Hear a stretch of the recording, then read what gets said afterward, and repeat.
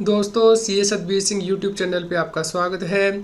इस वीडियो में हम डिस्कस करेंगे कि इनकम टैक्स में जो कैपिटल गेन आप कैलकुलेट करते हैं दोस्तों, उसकी लिमिट में बड़ा बदलाव किया गया है असेसमेंट ईयर 24-25 ऑनवर्ड्स। अब मैक्सिमम लिमिट स्पेसिफाई कर दी गई है जिस तक कि आप डिडक्शन क्लेम कर सकते हैं। उससे ऊपर यदि आपका कैपिटल गेन होगा तो आपको इनकम टैक्स देना होगा। दोस्तों आप हमारे YouTube चैनल को सब्सक्राइब कर लें और आप हमें WhatsApp चैनल और टेलीग्राम चैनल सी ए सतबीर सिंह टैक्स हील पे भी सब्सक्राइब कर लें ताकि आपको इनकम टैक्स के रेगुलर अपडेट आपके मोबाइल पे ही मिलते रहें। लिंक वीडियो के डिस्क्रिप्शन में भी दिया गया है और कमेंट में भी पिन कर दिया गया है। दोस्तों इनकम टैक्स एक्ट के अंतर्गत जब आपको कैपिटल गेन होता है तो इसके लिए दो सेक्शन दिए गए हैं। सेक्शन 54 जो कि यह कहता है कि यदि आपने कोई रेजिडेंशियल प्रॉपर्टी सेल की है और आपको कोई कैपिटल गेन हुआ है तो आप उस पर जो इनकम टैक्स अब सेव कर सकते हैं यदि आप एक नई रेजिडेंशियल हाउस प्रॉपर्टी परचेज कर लेते हैं। दोस्तों दूसरा सेक्शन है सेक्शन 54F जो कि यह कहता है कि यदि आपने कोई और एसेट बेचा है, लॉन्ग टर्म कैपिटल एसेट जो कि रेजिडेंशियल हाउस प्रॉपर्टी नहीं है, तो उस केस में भी आप कैपिटल गेन सेव कर सकते हैं। इसके लिए भी आपको नई रेजिडेंशियल हाउस प्रॉपर्टी में इन्वेस्टमेंट करनी होती है, तो जो आपने कैपिटल गेन अर्न किया है उस पर आप टैक्स सेव कर सकते हैं। दोस्तों इसके लिए पहले कोई लिमिट नहीं थी, लेकिन अब assessment year 24-25 onwards limit set कर दी गई है, यानी कि आप सिर्फ 10 करोड़ रुपीज़ तक ही इन्वेस्टमेंट कर पाएंगे नई हाउस प्रॉपर्टी में या फिर कैपिटल गेन अकाउंट स्कीम में।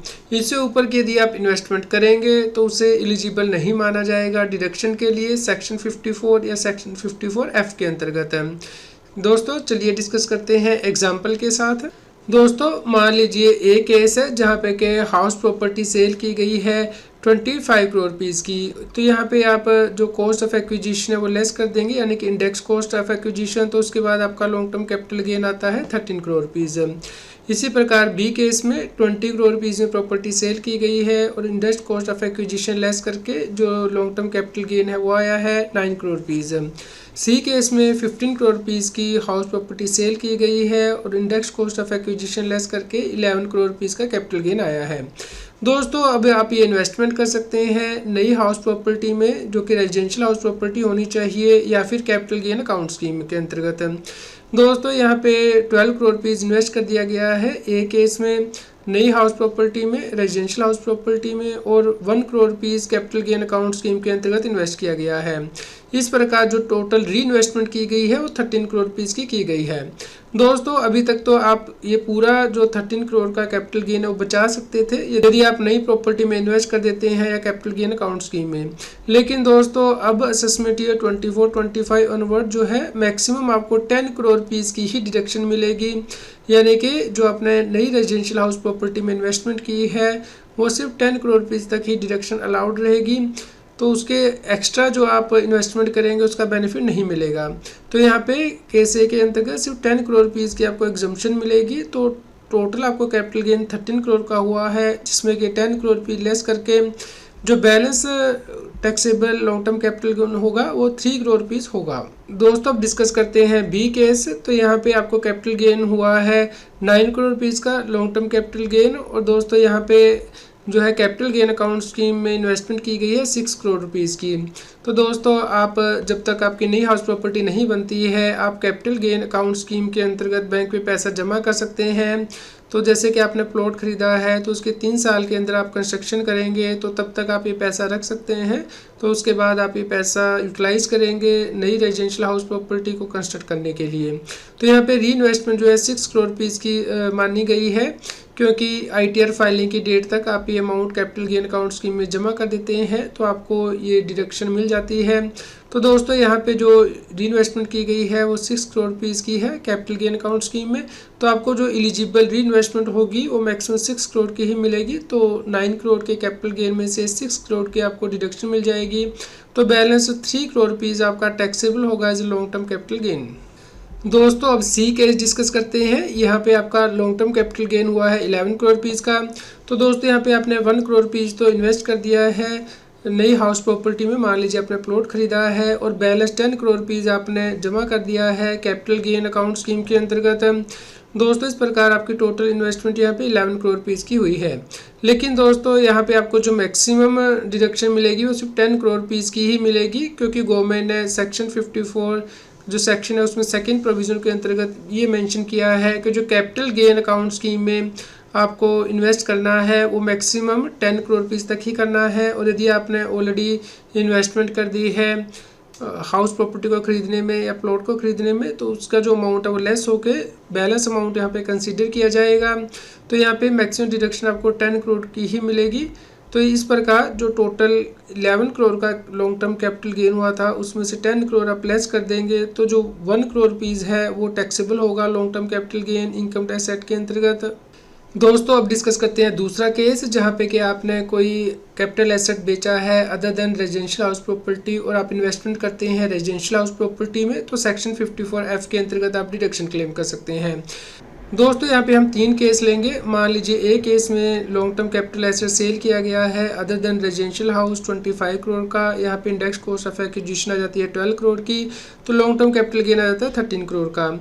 ये दोस्तों इन्वेस्टमेंट कर दी गई है नई रेजिडेंशियल हाउस प्रॉपर्टी में 20 करोड़ की और कैपिटल गेन अकाउंट स्कीम में 5 करोड़ की, तो टोटल इन्वेस्टमेंट 25 करोड़ की हो गई है।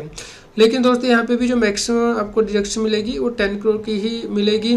तो इस प्रकार जो taxable long term capital gain होगा वो है दोस्तों 10 करोड़ रुपीज़ की आपने इन्वेस्टमेंट की है मल्टीप्लाई बाय 13, इतने का आपको लॉन्ग टर्म कैपिटल गेन हुआ था, divided by the total value of the long term capital asset 25। तो इस प्रकार दोस्तों जो प्रोपोर्शनेट डिडक्शन है वो 5.2 करोड़ की आपको यहाँ पे मिलेगी और बैलेंस जो अमाउंट है 7.8 करोड़ वो टैक्सेबल होगा, यानी कि जो 13 करोड़ हमने यहाँ पे ये लॉन्ग टर्म कैपिटल गेन निकाला था उसमें से 5.2 करोड़ की डिडक्शन मिलेगी और 7.8 करोड़ टैक्सेबल होगा। दोस्तों बी केस में 20 करोड़ रुपीज़ का कैपिटल एसेट सेल किया गया है long term capital asset other than residential house property, index cost of acquisition 11 crore आपने लेस कर दी तो 9 करोड़ का आपको लॉन्ग टर्म कैपिटल गेन हुआ। आपने यहाँ पे री इन्वेस्टमेंट की है 17 करोड़ की, लेकिन यहाँ पे भी जो मैक्सिमम डिडक्शन है अलाउेबल वो 10 करोड़ रुपीज़ की ही है। तो दोस्तों इस प्रकार जो एलिजिबल एग्जम्पशन है वो आप निकाल लेंगे, यानी कि ये जो आप एलिजिबल री इन्वेस्टमेंट है 10 करोड़ इसे कंसीडर करेंगे multiply by long term capital gain 9 crore rupees divided by the total sale consideration, यानी कि प्रोपोर्शनेटली यहाँ पे आप लॉन्ग टर्म कैपिटल गेन की जो एग्जम्पशन निकाल लेंगे जो कि 4.5 करोड़ रुपीज़ होगी। तो बैलेंस जो है वो टैक्सेबल होगा, यानी कि जो 9 करोड़ रुपीज़ का आपको यहाँ पे लॉन्ग टर्म कैपिटल गेन हुआ है उसमें से आप ये 4.5 करोड़ लेस करके बैलेंस 4.5 करोड़ टैक्सेबल लेंगे। दोस्तों सी केस में 15 करोड़ रुपीज़ का long term capital asset other than residential house जो है सेल किया गया है और 4 करोड़ रुपीज़ की यहाँ पे इंडेक्स कॉस्ट ऑफ एक्विजिशन आई है, तो net long term capital gain आपका हुआ 11 करोड़ रुपीज़। यहाँ पे आपने इन्वेस्टमेंट किया हाउस प्रॉपर्टी में 3 करोड़ रुपीज़ की और कैपिटल गेन अकाउंट स्कीम में 12 करोड़ की, तो टोटल 15 करोड़ आपने इन्वेस्ट किया है, जबकि जो एलिजिबल इन्वेस्टमेंट है वो सिर्फ 10 करोड़ रुपीज़ की यहाँ पे मानी जाएगी।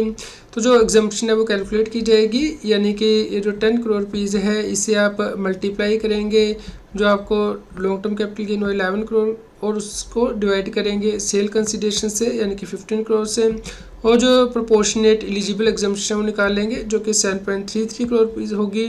तो इस प्रकार जो balance long term capital gain है यानी कि 11 करोड़ रुपीज़ में से आप 7.33 करोड़ लेस कर देंगे तो 3.67 crore taxable long term capital gain होगा। दोस्तों ये अमेंडमेंट गवर्नमेंट के द्वारा इसलिए लेके आई गई है क्योंकि गवर्नमेंट का ये कहना था कि जो हाई नेटवर्थ इंडिविजुअल है वो expensive residential house property purchase कर रहे हैं और इनकम टैक्स के इस बेनिफिट को मिसयूज़ कर रहे हैं, जबकि जो गवर्नमेंट का मकसद था वो था हाउस बिल्डिंग एक्टिविटी को प्रमोट करना इंडिया में।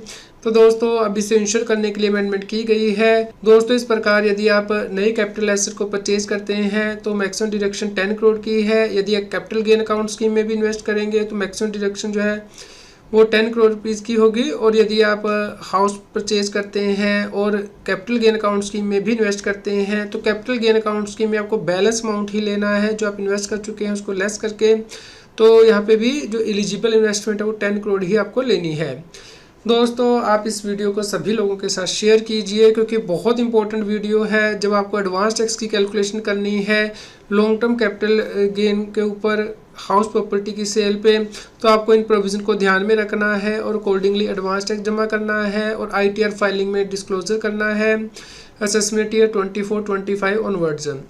उम्मीद करते हैं आपके लिए यह न्यूज़ यूज़फुल रही होगी। कृपया लाइक करें और शेयर करें ताकि सभी लोगों तक ये जानकारी पहुंच पाए और वो इनकम टैक्स की कंप्लायंस कर पाएँ। रेगुलर जीएसटी और टैक्स अपडेट के लिए इस चैनल को सब्सक्राइब करें। फ्रेंड्स, आप टीडीएस, इनकम टैक्स, जीएसटी और अकाउंटिंग सॉफ्टवेयर ऑडिट ट्रेल के साथ कंप्लायंस आसानी से कर सकते हैं। इन सॉफ्टवेयर के डेमो देखने के लिए आप हमें मोबाइल नंबर के साथ ईमेल कर दीजिए taxil@gmail.com पर। आप हमें Telegram app CA Satbir Singh Taxil पे ज्वाइन कर सकते हैं ताकि आप जीएसटी और इनकम टैक्स के रेगुलर अपडेट अपने मोबाइल पर ही प्राप्त कर सकें।